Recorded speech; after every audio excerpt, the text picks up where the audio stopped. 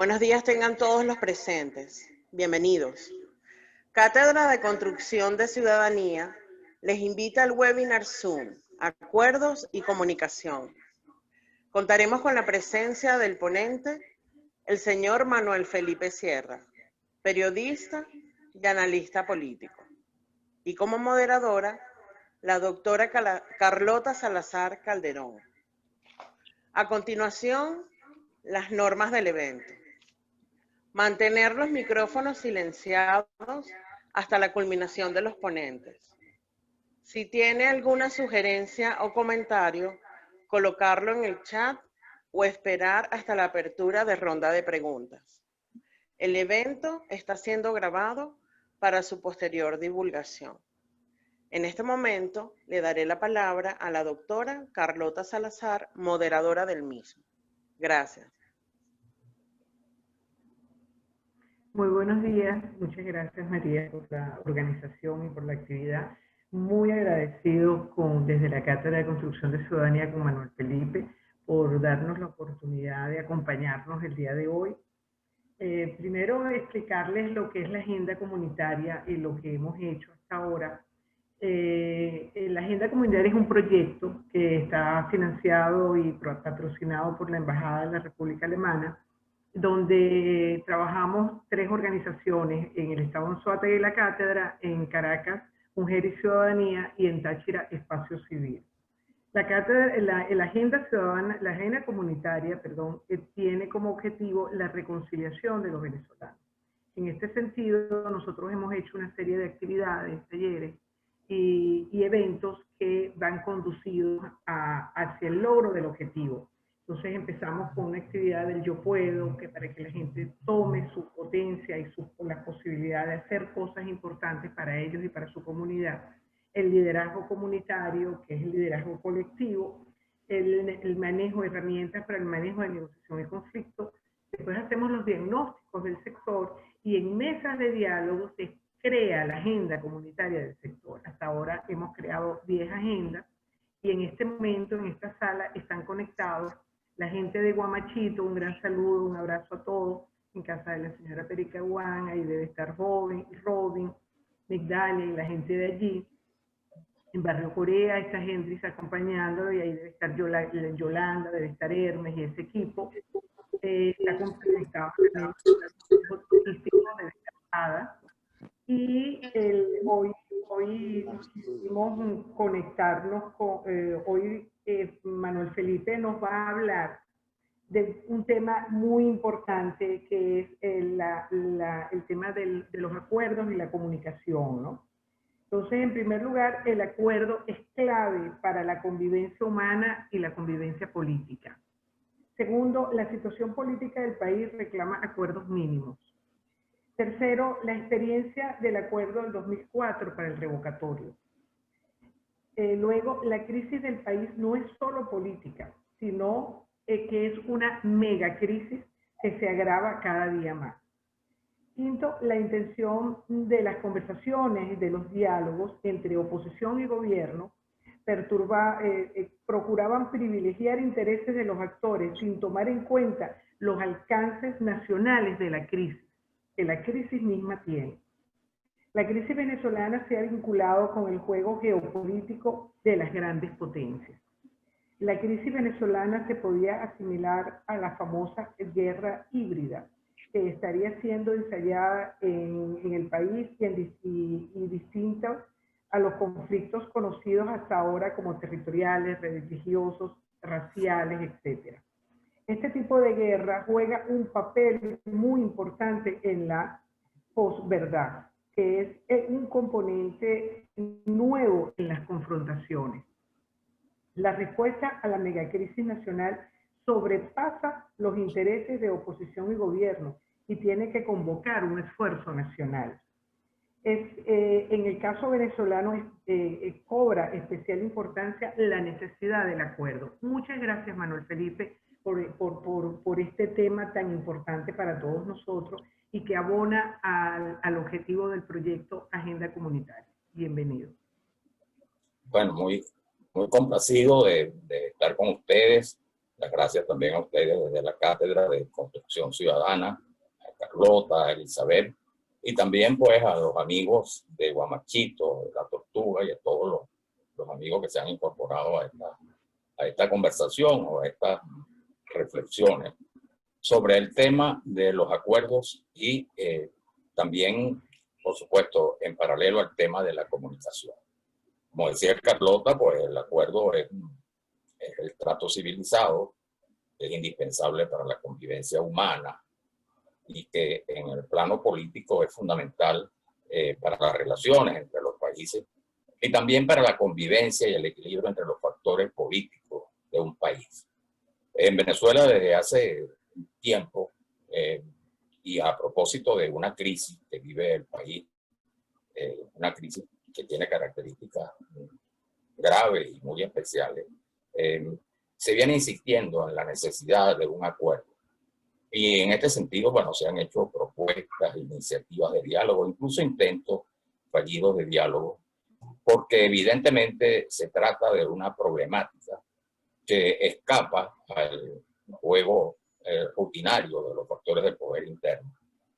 Esto, como sabemos, pues comienza con esa confrontación política que se generó en los primeros años del siglo, 2002, 2003, 2004, que todos conocemos los episodios y el desenlace que tuvo, pero que reveló que existía una confrontación política muy severa, muy fuerte, que originó episodios pues, como la salida del presidente, el caso Hugo Chávez por unos días del poder, la disidencia militar, muy conocida, la famosa protesta de la Plaza Altamira con militares de alto rango, y también, por supuesto, la convocatoria a un paro, y era como respuesta, de alguna manera, a la situación que se había planteado con PDVSA.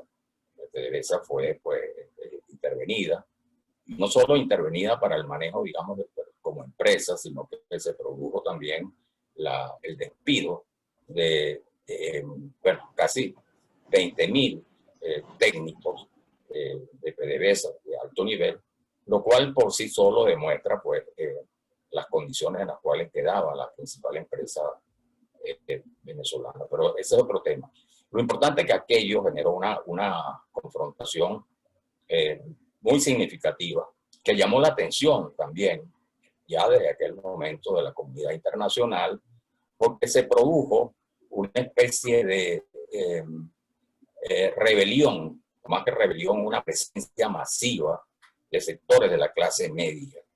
Y se produjo mediante manifestaciones pacíficas, con las tomas de las calles, con protestas, con actos multitudinarios.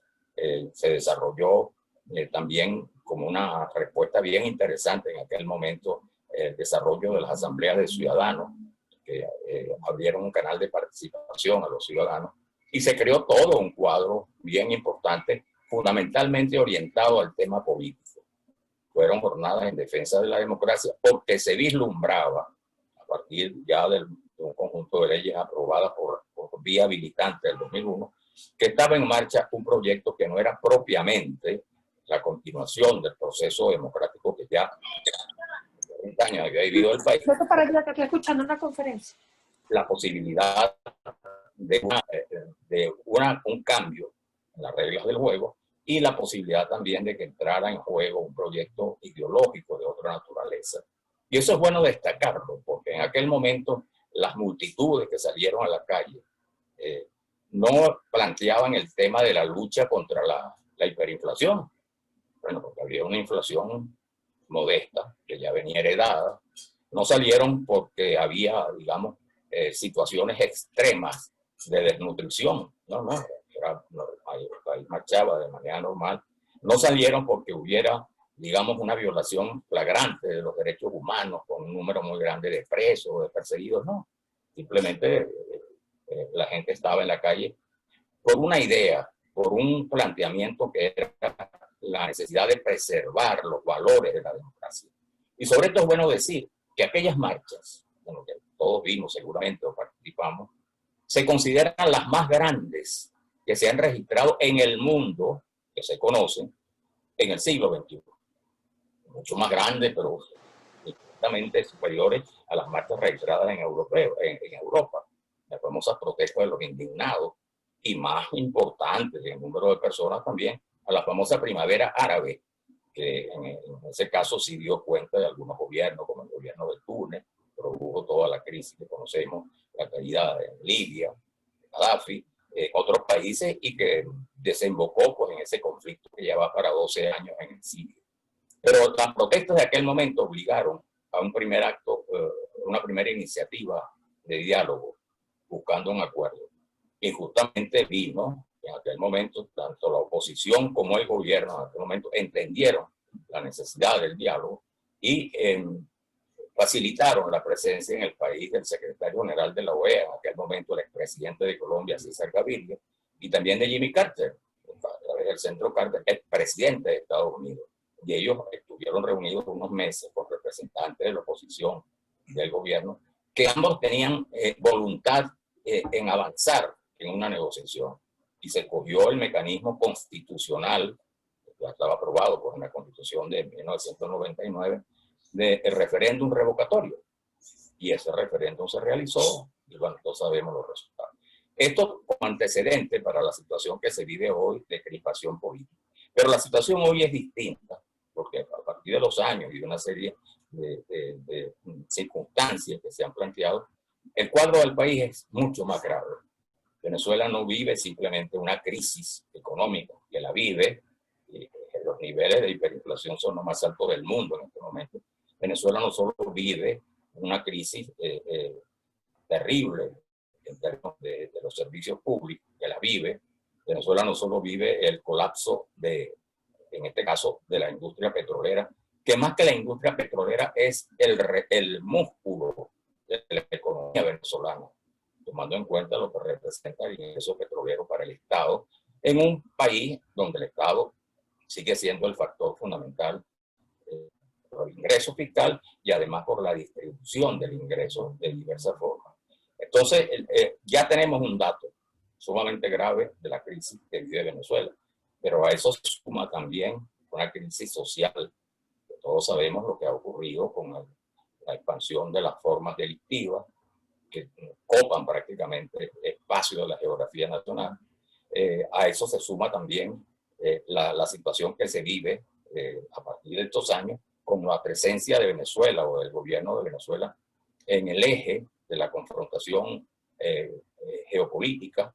Hoy Venezuela no solo es Venezuela, pues el país que todos conocemos, la democracia, sino que Venezuela está en el ajedrez y está en la agenda de las grandes potencias y de los países que se disputan de alguna manera pues la hegemonía mundial.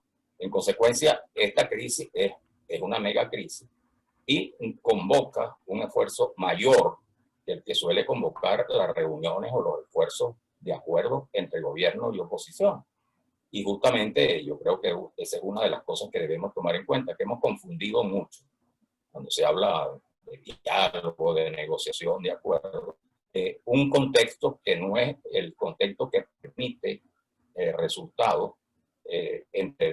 como en el caso del 2003, como decíamos antes, entre representantes del gobierno y de la oposición. No, la oposición y el gobierno pueden Vamos a poner la corneta. Y pueden avanzar en algunos acuerdos, pero no son acuerdos en función de interés nacional, sino que son acuerdos que tienen que ver para satisfacer los intereses específicos de los dos actores. Por eso esos acuerdos no pasan de ser, en comienzo eran como una especie de reality show. La gente tomaba atención y veía en televisión reunidos los actores, cosa que niega también el sentido de los acuerdos y de las conversaciones, que son actualmente, si no secretas, están resguardadas, digamos, de la presencia mediática que estuvieron presentes en estos esfuerzos que se hicieron en Venezuela. Pero revelaban de todas maneras la dimensión de la crisis y la necesidad de que se buscaran acuerdos importantes. Y eso explicó que también en las últimas reuniones de la oposición y del gobierno estuvieran presentes o fueran orientadas por el llamado mecanismo de Oslo, que es un sistema de Noruega, que se aplica internacionalmente para procesar diferencias y para buscar acuerdos. Esa es la situación de ahora. ¿Cómo estamos en este momento? Bueno, la crisis se ha profundizado en todos los ámbitos.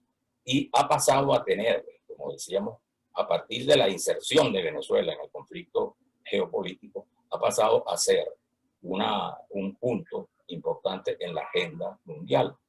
Y allí pues el interés que existe en el mundo entero, en los organismos internacionales, en gobiernos poderosos como el gobierno de Estados Unidos por una parte, y por otro el gobierno de Rusia, de países que están también en una situación beligerante en el plano internacional, como el caso de Turquía, el caso de Irán fundamentalmente, y por supuesto la presencia de China, que si bien no tiene protagonismo desde el punto de vista militar o desde el punto de vista nuclear como antes en la Guerra Fría, tiene una presencia económica verdaderamente importante y determinante. Entonces eso establece el caso de...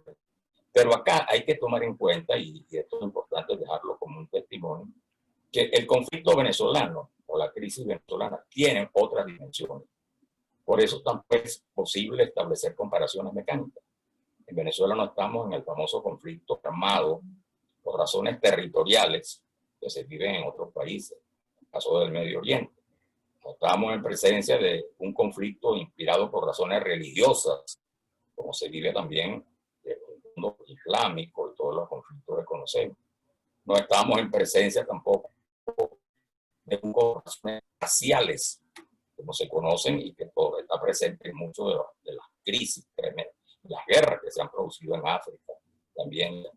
Y no está tampoco presente lo que se llama la guerra civil, tal como la conocemos en América Latina, tantos casos más recientes, la guerra de Centroamérica, esa lucha que se produjo entre factores subversivos del ejército, muy dramático, que duró muchos años en Centroamérica, con escenarios pues, como el de El Salvador, ¿no? Guatemala y por supuesto de alguna manera también Nicaragua. Y tampoco estamos en presencia de esa guerra que también tiene características muy particulares, como fue la guerra, o es todavía de otra manera, la guerra civil colombiana, que allá se explicaba por razones estructurales, pero que tuvo un costo de muchos años de muerte de la sociedad colombiana y que fue objeto de una negociación bastante completa en el sentido de que recibió una fuerte intermediación internacional y que condujo a unos acuerdos.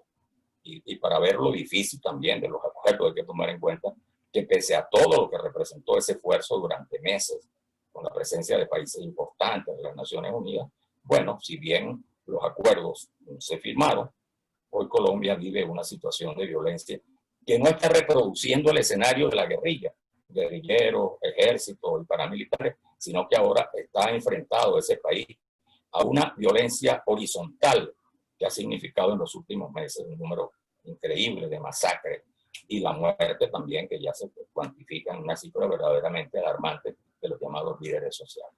La de Venezuela es distinta. En Venezuela podríamos asociarlo a eso que comúnmente se llama una guerra híbrida, es una guerra que incorpora otros elementos. También hay una definición que quizás se aproxima a Venezuela, que habla de conflicto en zona gris, porque son conflictos que no son guerras ni son paz, muy especiales. Y Venezuela es en este momento, digamos, el laboratorio, el escenario fundamental de este tipo de confrontación y de este tipo de guerra, porque en definitiva es una guerra. A esto se le incorpora, por supuesto, con esas características. Y se le incorpora un nuevo elemento que será propio, que va a ser propio de este tipo de confrontación, que es el tema del manejo de la comunicación. Sabemos pues, que en la guerra es útil la información, la propaganda. Recordamos pues, lo que significó en la Segunda Guerra Mundial los manejos que hizo Goebbels en el caso de la Alemania nazi a través de la propaganda, pero ahora es distinto, porque ahora es la comunicación con toda la expansión que ha tenido, que es una estructura, una industria, un superpoder en el mundo entero, está contaminada por ese fenómeno de la posverdad, que es una industria que funciona ya no con la verdad, con la noticia, tal como ocurre, sino que funciona con una noticia interesada, prefabricada, inducida, que conduce a la famosa expansión de la noticia falsa, los fake news, y todas estas formas que en el mundo entero han cobrado una presencia decisiva y insertan también en el boom, en la expansión de las redes sociales. De tal manera que esa es la información dominante en el mundo de hoy. Y eso se puede incorporar en los casos de las guerras de esta naturaleza. Es tanto el fenómeno de la posverdad que incluso medios tradicionales caracterizados por su manejo riguroso de la comunicación han sido víctimas o están siendo víctimas de la penetración de este tipo de información, porque es información que tiene una capacidad de contagio muy grande. Entonces, el escenario venezolano, por eso, hay que entender que es muy complejo, es muy difícil, y por eso se hace más urgente la necesidad de un acuerdo, pero tomando en cuenta que ahora el acuerdo no puede reducirse simplemente a los factores políticos que están sobrepasados por la propia dimensión de la crisis, sino que tiene que ser un esfuerzo en el cual participen los sectores sociales más diversos, donde la sociedad civil, los sectores empresariales, los sectores trabajadores, el venezolano de la calle participen, porque no está en juego simplemente la estabilidad de un gobierno, ni está en juego la posibilidad de victoria de una propuesta de cambio político o un cambio de gobierno. Dado los niveles de la crisis, aquí lo que está en juego es la vida de la población venezolana en toda su forma. Y en consecuencia, pues, la respuesta tiene que ser una activación orientada a crear las condiciones que permitan iniciar los pasos que sean necesarios, buscando de alguna manera, ya más que el diálogo, digamos, la posibilidad de concretar algún acuerdo, porque siempre es bueno recordar una frase que se ha hecho muy famosa en este sentido, y que dice que la paz es más que la ausencia de guerra. La paz es estar de acuerdo. Bueno, muchas gracias.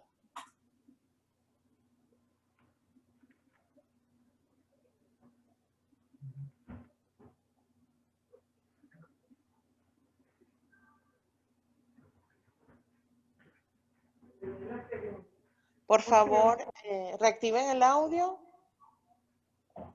Por aquí estamos reunidos acompañándote. Gracias, Manuel Felipe. Excelente exposición, más ilustrativa, más constructiva, con tu análisis tan fluido y además coloquial que nos llega a todos. Bien, se abre la sección de preguntas, por favor.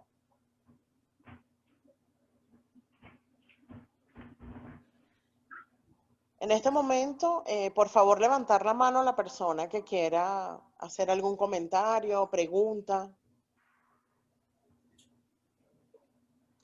Hay un icono donde está la parte de integrantes, de participantes. Aperturan allí. Hay un icono que dice levantar la mano del lado derecho. Pueden levantar la manito allí, por favor, o colocar en el chat y le damos la palabra.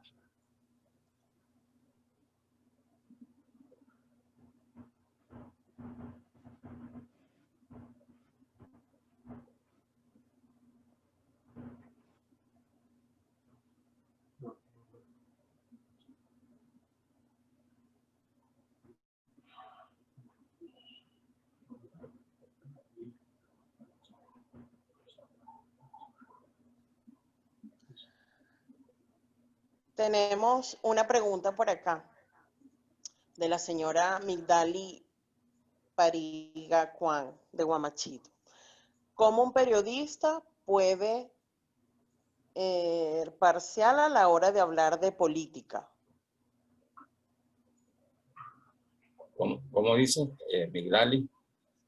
¿Cómo un periodista puede ser imparcial o parcial? Lo que pasa es que está mal escrita la pregunta, no se entiende muy bien. ¿Cómo un periodista puede ser parcial a la hora de hablar de política? Bueno, mira, yo diría que hay que entender primero el oficio periodístico. Una cosa es el periodista, el comunicador, que opina, que tiene su columna y opina, y que por supuesto en esa opinión está reflejada su manera de pensar, posiciones políticas, el caso de los articulistas. Y otro es el caso del periodista que en su trabajo, como es la responsabilidad del analista, está obligado a consultar todas las vertientes que conforman la opinión, y que no es que esté al lado de otra, o de una u otra, sino que conjugándolas deriva en ciertas, no conclusiones, porque periodismo. Nunca hay conclusiones en el periodismo, pero sí en hipótesis, en posibilidades, en datos que podrían aclarar lo que está ocurriendo. Entonces, ese periodista o analista político no toma, digamos, posición más allá de que la tiene, por supuesto, personalmente, porque está en la tarea de conjugar versiones que normalmente son distintas. Es un poco que algunos la han comparado con la tarea del médico frente a un paciente. Frente a un paciente lo que tiene que determinar la enfermedad, independientemente de que el paciente le caiga en gracia, ¿no? Gracias. Tiene otra pregunta de la señora Waleska Perdomo que dice, buenos días, saludos desde Maracay. La pregunta a Manuel Felipe es, ¿cómo gestionar un diálogo en diferentes niveles? Estamos hablando de una crisis y los actores son múltiples. La situación venezolana tendría solución mediante un acuerdo con quien no quiere negociar. Bueno, Juanita, un saludo para también las amigas de Maracay. Bueno, claro, esa es una de los inconvenientes que tiene, pero el esfuerzo por el diálogo, por los acuerdos, tiene que ser una responsabilidad permanente. Mira, y las realidades en política terminan imponiéndose, más allá de lo que se piensa. No es verdad que en la política los políticos se suicidan. Eso ocurre y es muy común con los gobernantes, que usted le dice, bueno, mira, pero es que este dictador no va a entregar el poder, ¿no? En el momento en que no tenga espacio, que no tenga ninguna posibilidad de mantenerse en el poder, lo negocia y lo entrega. Esa es la historia de la humanidad. Lo que pasa es que, por supuesto, nadie va a decir, a ver, tiempo, mira, túmbenme o yo voy a entregar el poder. Pero en el caso y era lo que yo decía, más que la presión más de los partidos políticos, en este caso, pues la oposición y gobierno, que es lo que ha ocurrido, por eso yo creo que la experiencia no ha sido alentadora. Más que eso, el diálogo o la gestión de negociación hoy tiene que tener interlocutores mayores, más interlocutores y con mucha fuerza.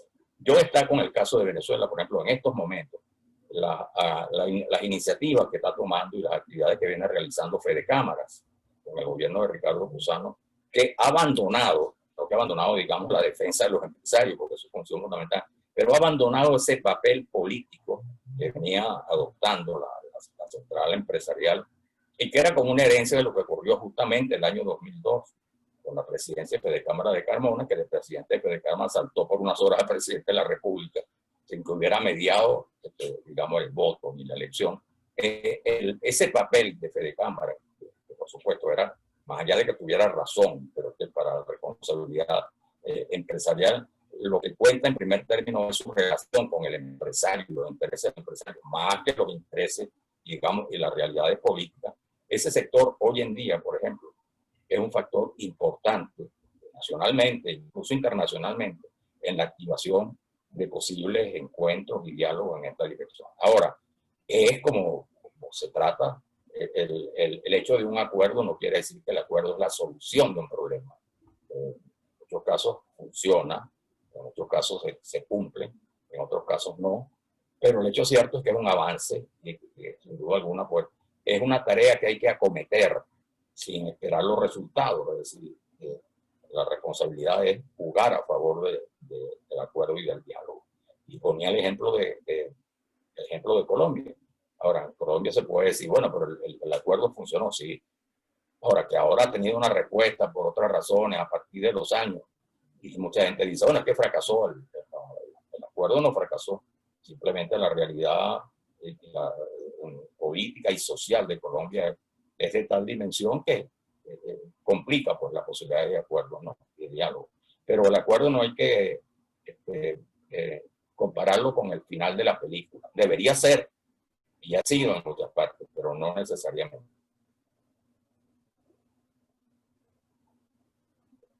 Ok, le damos la palabra al señor Jorge Mirabal. Por favor, active audio, señor Jorge. Se le está solicitando para reactivar audio. Vale. Ok, muchas gracias a la Cátedra de Construcción de Ciudadanía. Igual, muchas gracias a Carlota por la moderación y un gran saludo a mi gran amigo Manuel Felipe Sierra. Pero entiendo que hablamos de acuerdos y comunicación y Manuel Felipe venía conversando básicamente lo que ha sido los temas del acuerdo y los esfuerzos de diálogos en Venezuela. Le pregunto y comparto con Manuel Felipe a ver si podemos construir una opinión conjunta de eso. ¿En dónde han estado las fallas de los acuerdos de diálogo? Porque inclusive el primer acuerdo, la primera negociación de diálogo en la historia con el chavismo, la recuerdo a los principios de Chávez en la Academia Militar con Carmona, que fue en las primeras conversaciones de diálogo que fueron precedentes a todo el desastre que tuvimos previo al 11 de abril. Ahora, hay un tema que es interesante, que es la satanización del diálogo por parte de sectores de la oposición. Creo que el gobierno ha venido siempre estando sentados en la mesa, al parecer, con buenas intenciones, aunque no ha tenido buenos resultados, pero a mi juicio, viéndolo a lo largo de la historia y lamentablemente, creo que la satanización de los esfuerzos de diálogo por porciones de la oposición, creo que no han permitido avanzar. No sé cómo lo puedes ver, por ejemplo, el esfuerzo de Oslo, el de Barbados, culmina, Guaidó sentado, toda la gente del G4 trabajando con el gobierno, cierran oficialmente ese esfuerzo de diálogo, se abre el esfuerzo de diálogo en la mesa de diálogo nacional que llevó a los diputados del PSUV a regresar a la Asamblea Nacional, etcétera, y nombrar un nuevo CNE y ese acuerdo, y es casualmente bombardeado por ese grupo que no tuvo. No sé cómo podemos, Manuel Felipe, con todo respeto, ver qué podemos construir juntos en esa opinión. Gracias a la Cátedra de Construcción de Ciudadanía y en este tema. Un abrazo. Bueno, un placer. Oye, qué bueno encontrarme con ese gran amigo y además también un destacado analista con mucha experiencia política e internacional. Así que esta conversación es importante porque Jorge tiene también derecho de palabra en algunos escenarios internacionales que tendrían que ser también partícipes del diálogo. Mira, Jorge, yo creo que en primer lugar, salvo lo que decía de lo que ocurrió en 2003, 2004, con el famoso encuentro estimulado por la OEA, ¿no? Y por el Centro Carter, los otros diálogos fueron simplemente para cumplir con lo que se considera que es como un momento, ¿no? La gente pide diálogo, conversa. Pero para que eso tenga sentido, primero tiene que haber la voluntad de diálogo. Y nunca hubo la voluntad de diálogo, ni por el gobierno, ni por la oposición. Y el primer hecho que te demuestra que no había es porque se violentó, bueno, el ABC de los diálogos. Los diálogos no son públicos. Los diálogos son tareas que se hacen lo más discretas, para no decir secretas posible. Y se conoce que estuvo el diálogo, y más aún los resultados, cuando ya pues, se ha firmado un acuerdo. Yo recuerdo, por ejemplo, el 2017, que fue el año también ya que se estimuló lo del diálogo, el revocatorio, todas estas mecanismos constitucionales para cambio de gobierno.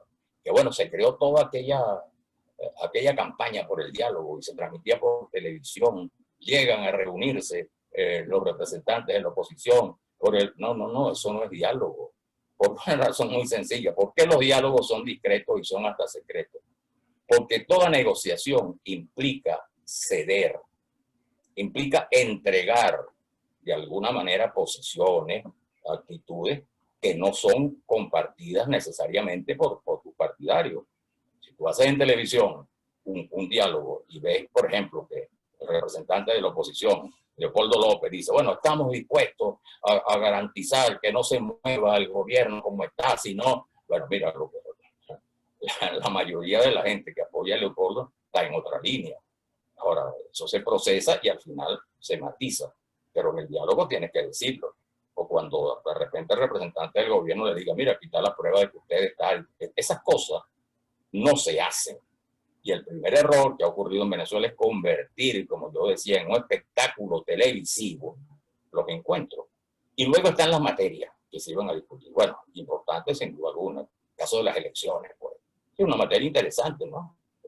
Las condiciones electorales. Pero esa no es la materia sustantiva del país en este momento, frente a lo que es la expectativa de un ciudadano en la calle.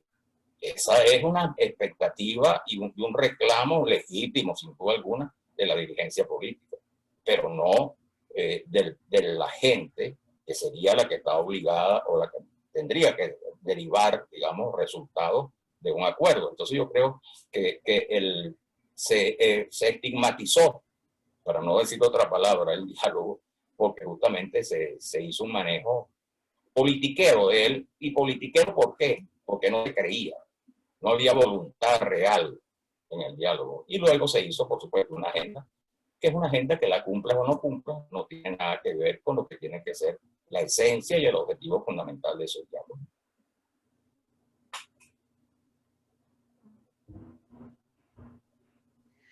Ok, gracias. Adelante, la señora Donna Rivas, por favor, le estamos solicitando audio. Reactive su audio, por favor. Gracias. Hola, muy buenos días, Manuel Felipe. Gracias por el espacio, sobre todo porque es uno de los temas que considero... Sí. Buen día. A ver, mi pregunta, Manuel Felipe, digamos que un poco más de lo que me gustaría escuchar, no es del tema político.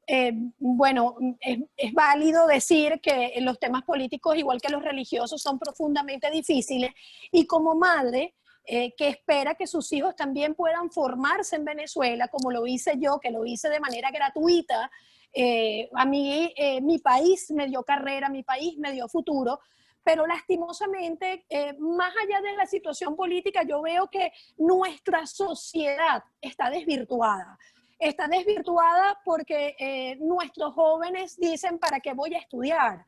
Nuestros jóvenes dicen, ¿para qué voy a completar una carrera que me va a permitir prepararme académicamente, que me va a permitir proyectarme como profesional, cuando en mi país es mucho más fácil, y me van a perdonar el término criollo, ser un enchufado, o es mucho más fácil buscar quien en este caso acarree con mis costos económicos y simple y llanamente pues no tengo futuro, porque la familia per se ha perdido mucho valor.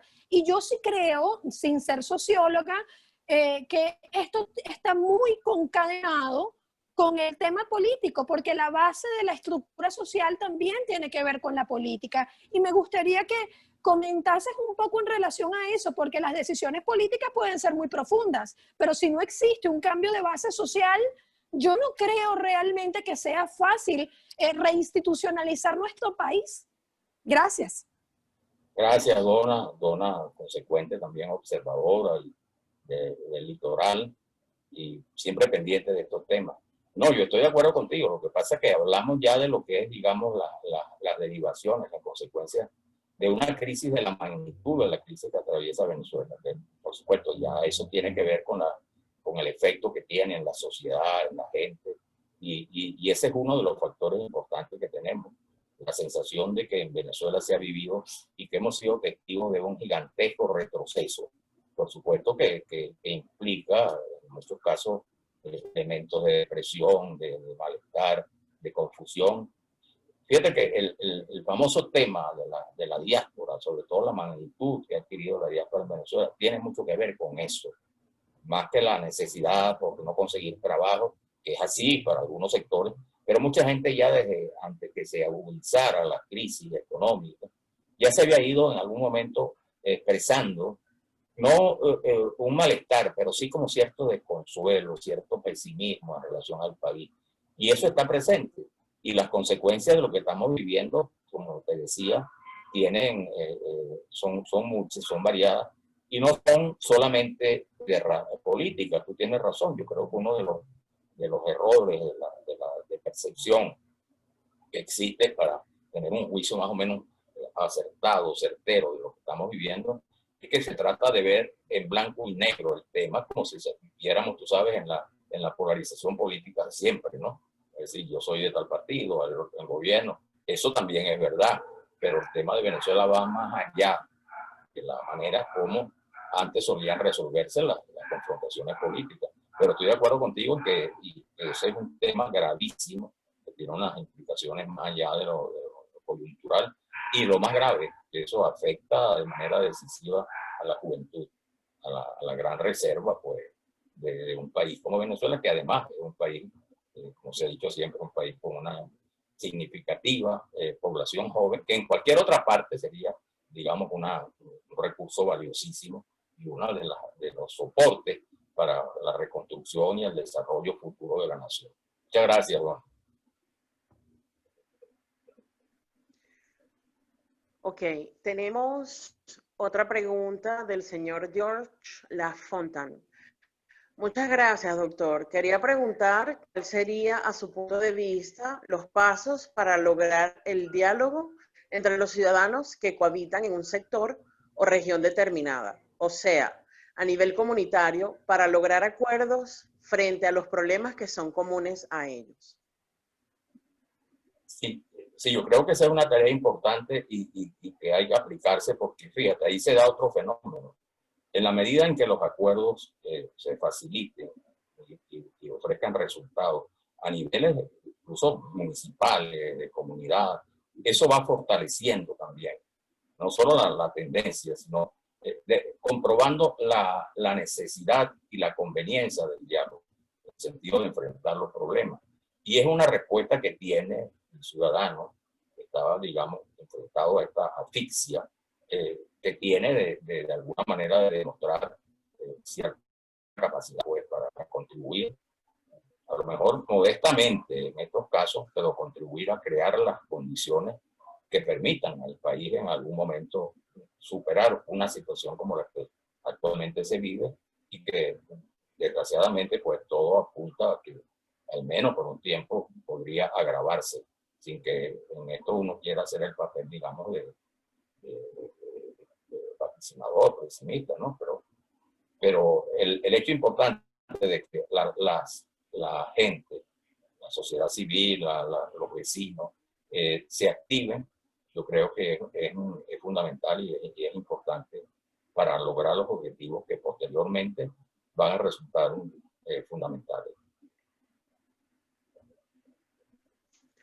Tenemos otra pregunta de la señora Yadira Romero. Desde su consideración, ¿cómo podemos sobrellevar la situación país desde el punto de vista del ciudadano de a pie, que vive y sufre diariamente mientras los actores políticos no hacen los acuerdos que se requiere desde la perspectiva que usted planteó? ¿Cuáles herramientas se podrían utilizar para paliar la situación actual? Bueno, yo creo que la primera es actuar en la medida de lo posible, ¿no? A los cuales se pertenece, el tema de los vecinos, el tema de las luchas reivindicativas, que son muchas, son urgentes y necesarias en este momento.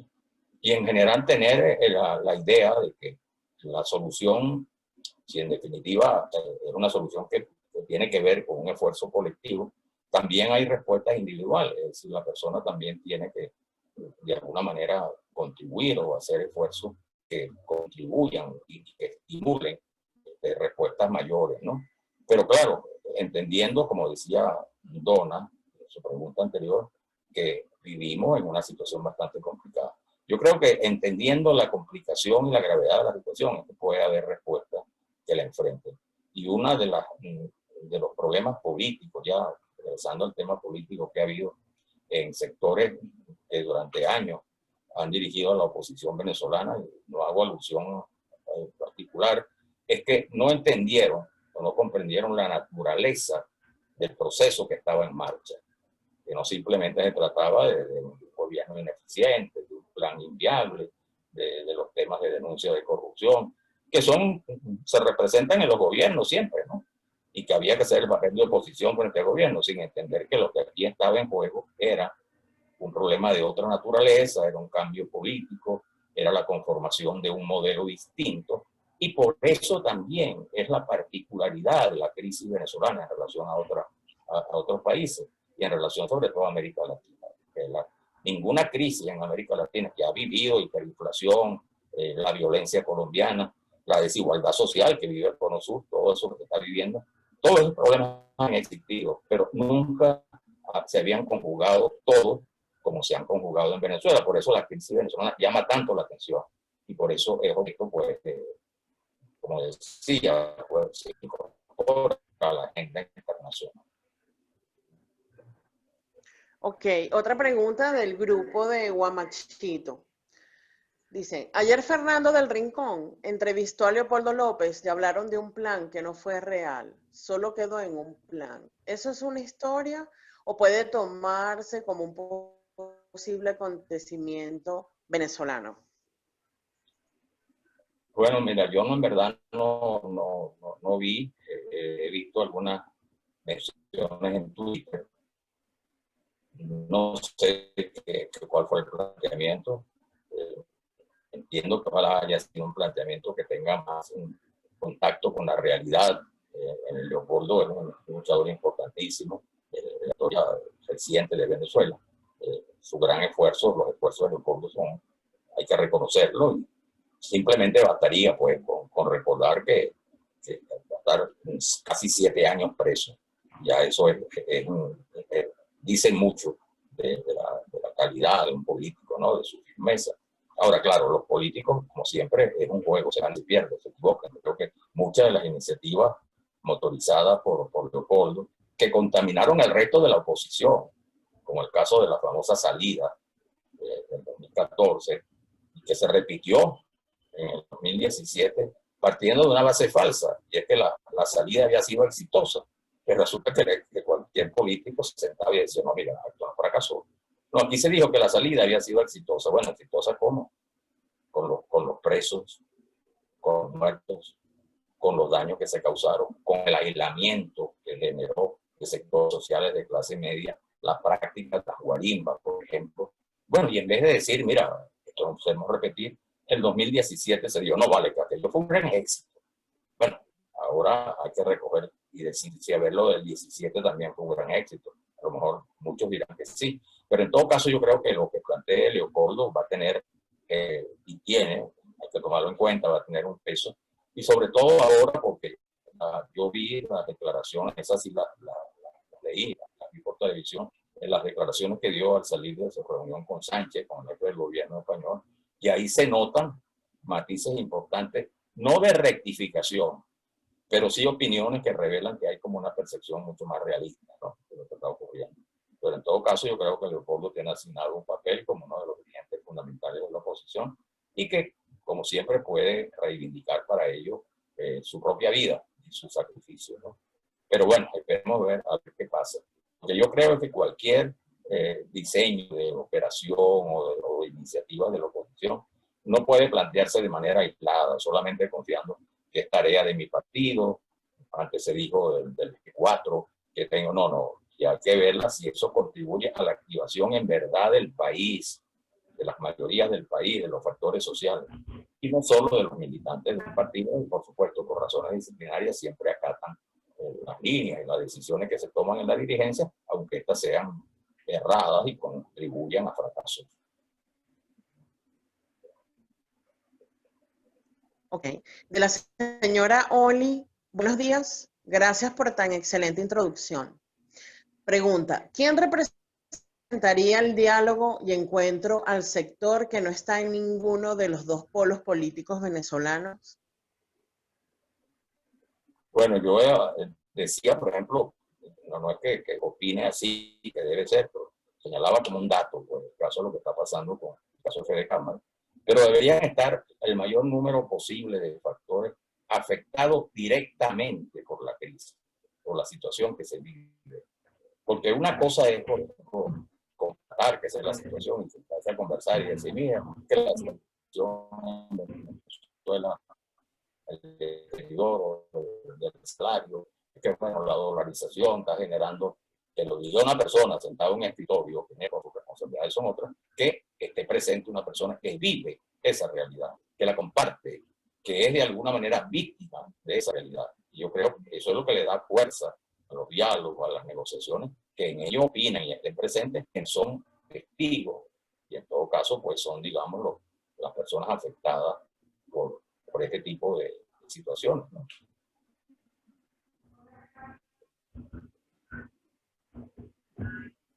Ok. Tenemos otra pregunta. Buenos días, saludos a todos. De acuerdo a su perspectiva, ¿cuáles serían las acciones de la ciudadanía que impulsen un acuerdo nacional en pro del país? La señora Adriana Reyes. Bueno, yo creo que activarse, como decía antes, a nivel del espacio que se ocupe, ¿no?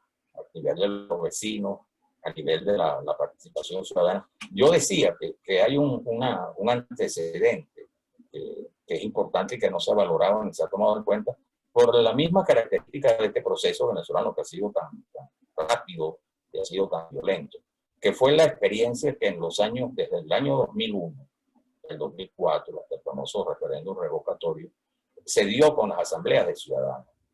Y eran reuniones que se realizaban sin que tuvieran que ver militancia política, sin que hubiera, digamos, antecedentes de ese tipo de reuniones, sino que había un grupo de personas. Yo recuerdo inicialmente eso lo estimularon mucho los educadores con aquel famoso decreto y aquella consigna con mis niños, con mis hijos no te metas, bueno, que iban a una zona, un barrio, una urbanización, y en la plaza pública o en la esquina convocaban una reunión.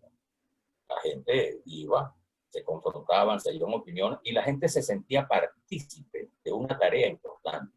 Eso se repitió después también en el caso de los periodistas. Yo recuerdo mucho eso, cuando el caso de la famosa ley Resorte, que se aprobó también. Bueno, hicimos asambleas en todo el país. El caso también, por supuesto, los trabajadores petroleros ya más organizados, porque tenían una estructura, también lo hicieron y eso animó mucho.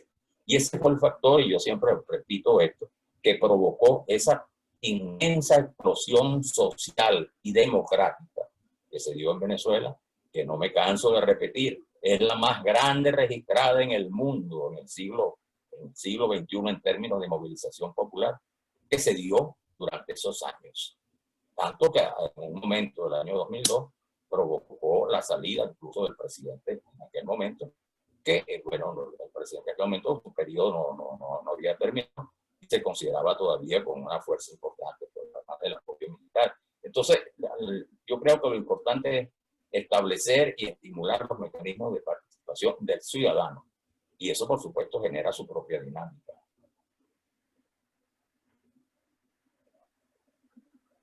Ok, tenemos otra pregunta que dice, considerando, no, ya va, disculpa, creo que es la misma que le realicé.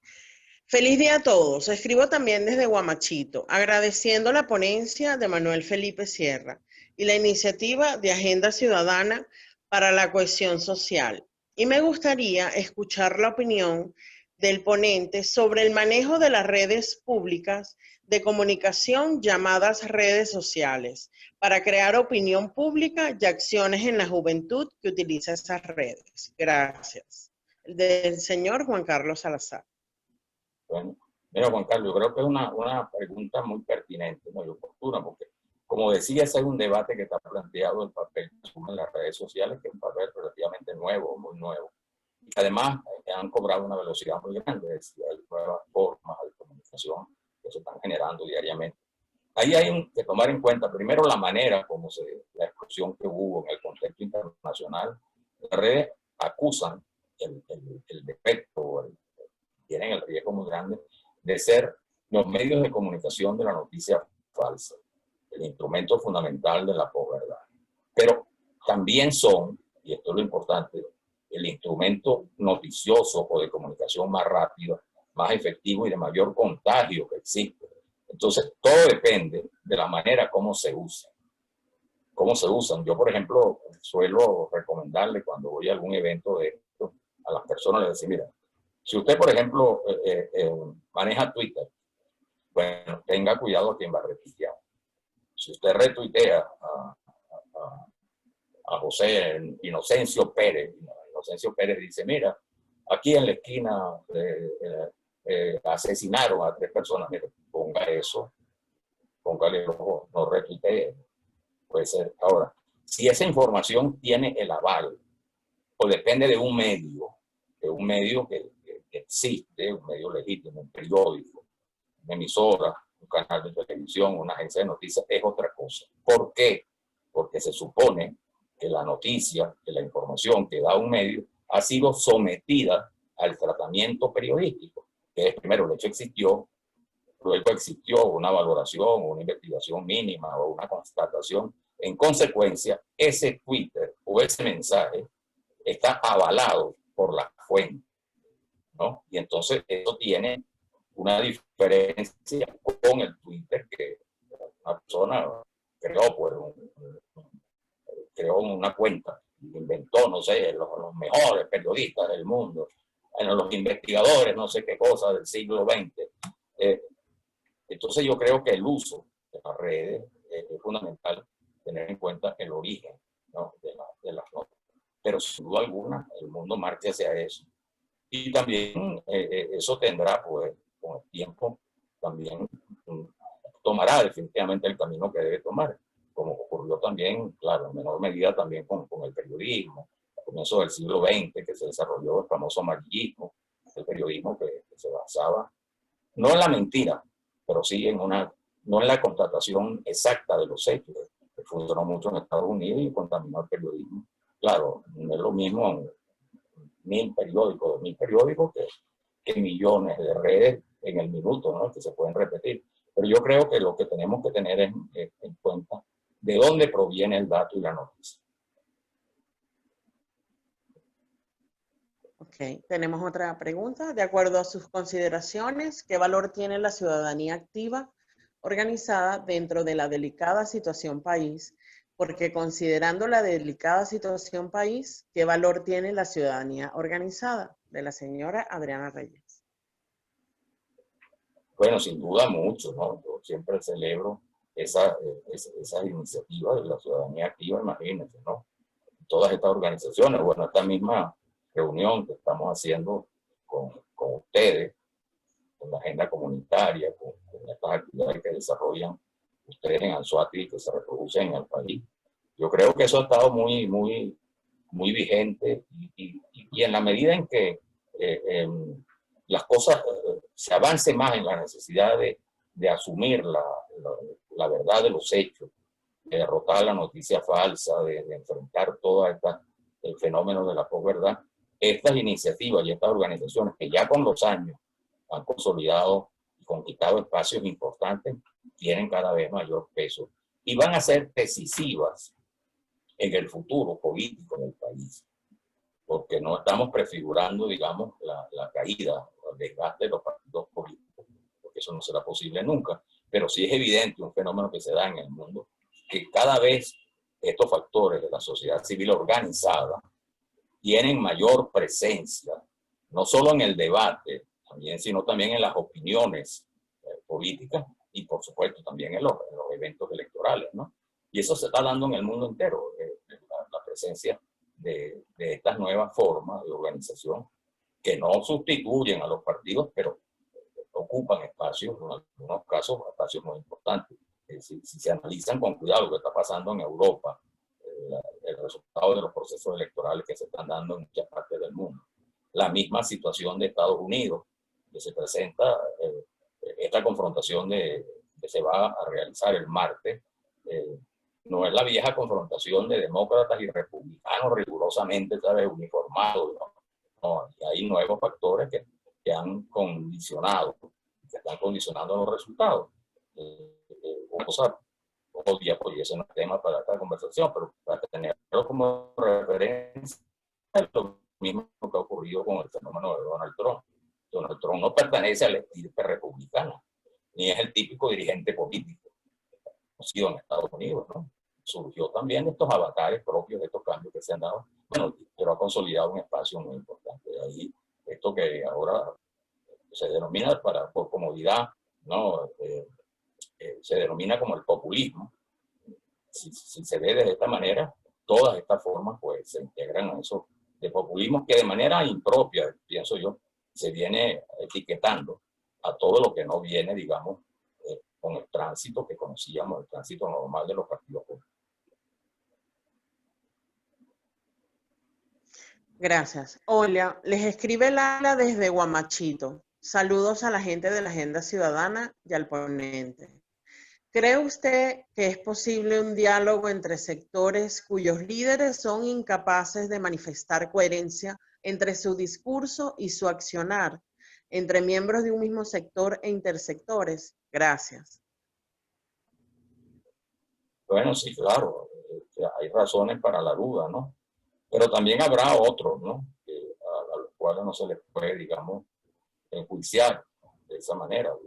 Como todo en las cosas hay personajes que arrastran comportamientos distintos, hay trayectorias también que no se pueden establecer de la misma manera, pero yo creo que lo que hay que aportar es a la seguridad, y eso no es que uno lo apueste porque, mira, está en plan de pronosticador, sino porque es la historia y es la vida, siempre surgirán pues respuestas y expresiones mucho más sanas y mucho más comprometidas con los verdaderos objetivos de la ciudadanía.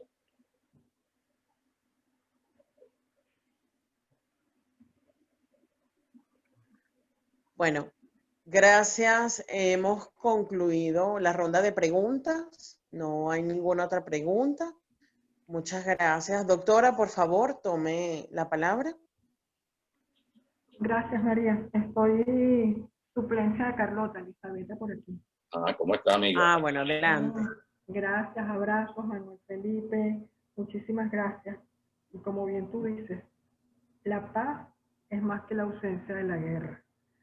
Excelente locución, excelente presentación. Queremos agradecer a todos los actores que hicieron posible hoy este foro, a la gente de Guamachito, que están allá todos reunidos, a las comunidades de Brisa del Manantial 1, gracias Cheo Jiménez, a Vladimir y a toda la gente de Yelitze, por allá por Guanire, Barrio Corea, Tierra Adentro, muchísimas gracias a la comunidad de Tierra Adentro. Boyacá, gracias Yadira por estar reunido con todas las comunidades de Boyacá.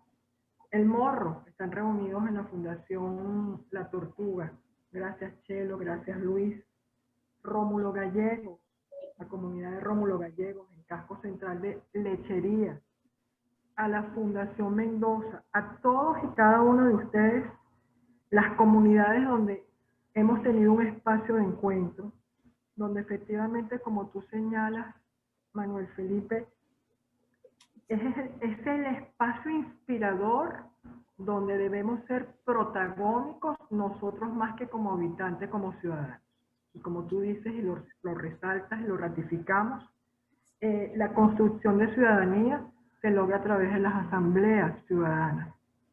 Y nuestra cátedra lo está acometiendo, nuestra cátedra en estos momentos llevando a cabo la agenda comunitaria ciudadana para la cohesión social.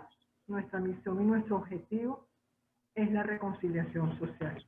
Como bien tú lo señalaste, es mediar, negociar, ceder, como efectivamente tú hiciste toda la locución, la orientaste, eso deben ser los temores de tener tolerancia, pero saber de qué se trata la negociación. Entonces, más que un espacio de encuentro, es un espacio inspirador de lo que debe ser el protagonismo, tomando en cuenta los principios democráticos, los valores de la alta inspiración democrática para nosotros efectivamente, como lo señalaba hace poco una señora, la señora Donna, creo que fue, va más allá de una participación política, es entender cuáles son los principios y los valores que estructuran los cimientos de nuestra sociedad. Y espacios como estos son los que nos forman, son los que nos orientan y sobre todo son los que rescatan la esperanza y la fe de construir un país democrático como todos los queremos. Gracias, Manuel Felipe. Estamos en contacto. No, muchas gracias a ustedes, ¿verdad? Le agradezco mucho esta oportunidad y muy grato además este intercambio de opiniones, mucho interés de nuestros amigos. Bueno, y les deseo mucho éxito también a esta iniciativa de la agenda comunitaria, y acabo de recibir también un mensaje solidarizándose con este encuentro de Miriam Santana, una venezolana que vive en Pakistán. Ella también intentó comunicarse, pero bueno, nos dice que estuvo atenta a la conversación. Bueno, muchísimas gracias. Mucho éxito. Estamos en contacto y pronto nos abrazaremos en presencia. Abrazos ¿Cómo no? virtuales ahora. Gracias. Seguro. Gracias a todos. Ha culminado el webinar. Muchas gracias tengan todos. Gracias por su participación. Hasta luego.